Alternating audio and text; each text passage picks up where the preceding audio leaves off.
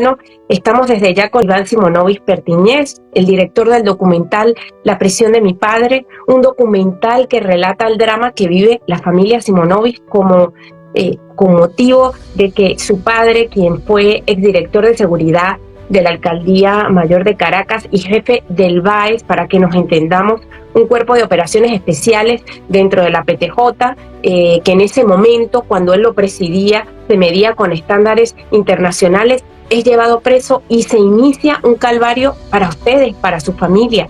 Gracias, Iván, por querer conversar con nosotros para contar esta historia, que es tu historia, pero que también es la de tu familia y la de cualquier familia de esos más de 500 presos políticos que aún siguen tras las rejas. Bienvenido.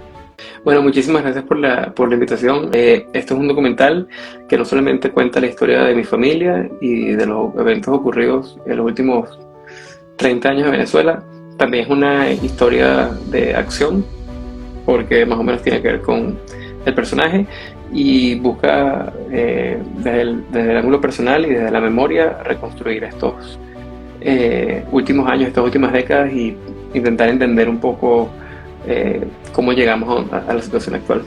En el tráiler eras un niño que, como cualquier otro, disfruta de su mamá, disfruta de su papá, pero que se va dando cuenta de que suceden cosas. Cuando tu papá es encarcelado, ¿cuántos años tenías?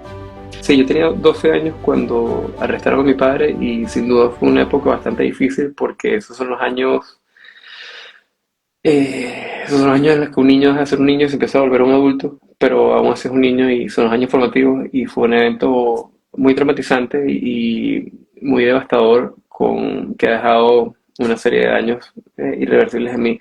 Y que en cierta forma contar esta historia es enfrentar estas memorias y buscar un poco quizás una especie de cura. ¿Y cuándo fuiste consciente de que papá ya no estaba en casa? Porque, como bien lo dices, la infancia es muy importante y hay secuencias donde sales de niño y le haces preguntas súper importantes a tu papá, pero Sí. estás en una transición en ser adulto en la que defines tu personalidad. ¿En qué momento fuiste consciente de que papá, esa figura tan importante además para un chico, para un varón en la adolescencia, ya no estaba en casa? Bueno, yo lo vi por televisión, así que también eso quizás marcó mi relación con eh, las imágenes en las pantallas. Que sí, y eso se ve en el documental, se ve el arresto.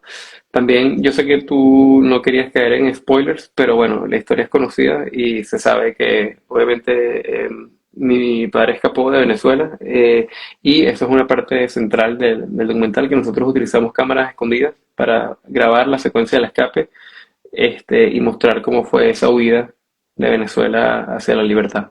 Pero tu papá fue uno de los presos políticos más mediáticos en todo sentido, porque él primero fue preso de Chávez, pero después de Nicolás Maduro. Recordemos que con motivo de los acontecimientos de Puente Llaguno, estuvo 15 años preso.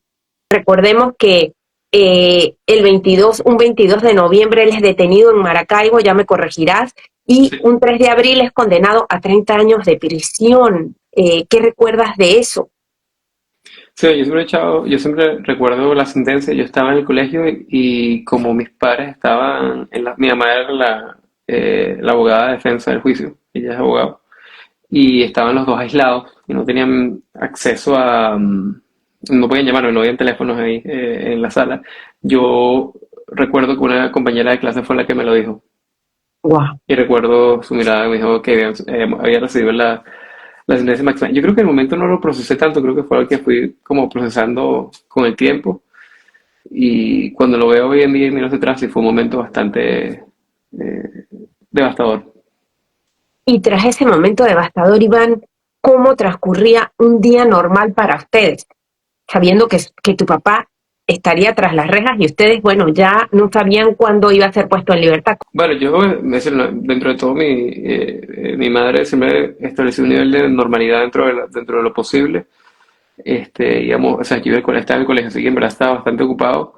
Y lo que sí era bastante anormal eran las visitas los domingos en las cuales teníamos que ser sometidos a éramos sometidos a tratos bastante deshumanizantes, a humillaciones, sí, a terror psicológico y la verdad es que estas visitas ocurrían en el helicoide y nosotros fuimos todos los domingos al helicoide hasta que yo me fui del país. Todos los domingos yo fui por 7 años seguidos Y mi hermana y mi madre fueron por 10 años seguidos al Helicoide hasta que mi padre lo trasladaron a Ramo Verde y después a arresto domiciliario. Bueno, y hablemos de lo que estamos, por lo que estamos aquí. Quiero felicitarte por este documental, porque toda pieza cinematográfica es una mirada particular de un director, y a mí me llama mucho la atención esa secuencia donde tu papá empieza a ser como una especie de rectángulo con una Sí. cinta negra, como una especie de metáfora que dice que aunque es libre, se siente preso de lo que vivió en esos años, Iván. Bueno, es que en ese momento no estaba libre, estaba en el arresto domiciliario y básicamente eso fue mucho peor en muchos aspectos porque la cárcel no existía la cotidianidad de la cárcel, sino que se volvió un solo espacio. Es decir, los guardias estaban en la entrada de la casa, controlaban todo lo que ocurría, era una constante espada de Damocles encima de la familia y entonces este espacio de diferenciación entre ambos, entre la cotidianidad y la cárcel se fundieron y se creó simplemente el arresto domiciliario, una especie de casa invadida. Y ahí es donde ocurre el documental. El documental ocurre desde el arresto domiciliario, desde la cotidianidad del arresto domiciliario, y de ahí accedemos a diferentes partes de la vida de la familia y de la historia del país. De hecho, otra de las secuencias que sale reflejada en ese tráiler es cuando le preguntas a tu papá eh, qué es la peor parte, cuál ha sido la peor parte de la prisión, y tu papá te dice que lo que más lamenta es no haberte enseñado a conducir y a ponerte la corbata. Sí, a uno me lo hace poner muy bien, honestamente. También has dicho, esta memoria será la única memoria de resistencia. Nunca volveré al lugar donde nací. Ustedes, ya estando fuera de Venezuela, han recibido amenazas, Iván. Es decir, bueno, volviendo a esa frase de la película, con el tiempo se ha vuelto más evidente porque literal, es imposible volver a ese lugar. Ese lugar ya no existe. La Venezuela en la que, no sé cómo te fuiste tú, pero la Venezuela en la que yo crecí dejó de existir y ha sido reemplazado por otra cosa. La reemplazó primero Maduro y ahorita este nuevo sistema que está tomando forma, pero sin duda el país ha cambiado de una manera en la cual es imposible volver al pasado y la gente ha cambiado, la mentalidad ha cambiado y simplemente es imposible volver al lugar donde yo crecí, el país que yo conocía cuando vivía allá. Y bueno, con el tiempo la distancia será mayor y solamente nos quedarán las fotos y los videos y los documentales. Documental ha sido un diario de supervivencia para ti y para tu familia. ¿Qué te llevó con todos los riesgos que esto implica a decir la peor historia es la que se pierde en el olvido? Yo voy a contar la historia de mi padre, porque mucha gente tiene historias terroríficas que ha vivido en Venezuela con sus presos políticos. Ya, bueno, se ha comprobado por la misión de verificación de los hechos de las Naciones Unidas que los presos no son en realidad la cantidad que conocemos, sino que ya las familias de los presos negociaban con el régimen porque ya podían ser puestas presas, o sea que realmente eso no está cuantificado. ¿Qué te llevó a ti a decir, voy a contar esta historia, pase lo que pase? Bueno, yo en Venezuela, creciendo durante los 2000, el comienzo de los 2010, mi generación fue una generación sin muchos espacios en la calle, para una juventud normal, y uno de los pocos lugares donde en verdad uno podía estar más o menos seguro o tranquilo era el cine. Así que yo iba muchísimo a ver películas y también compraba muchas películas en la calle, en los pasillos de la Universidad Central. Y estas películas fueron como una especie de escape y me permitieron conocer y aprender muchísimo del mundo y básicamente en cierta forma crearon esta necesidad mía de contar historias y de documentar ciertos eventos, ciertas películas me inspiraron muchísimo y eventualmente fue como, no fue tanto una misión, sino una necesidad de tener que volver a Venezuela. Ya en ese momento me encontraba fuera del país y yo trabajaba y volvía a Venezuela, grababa, me devolvía, grababa y fue un proceso de casi 9 años hasta que pude terminar el documental cuando ya teníamos la fuga.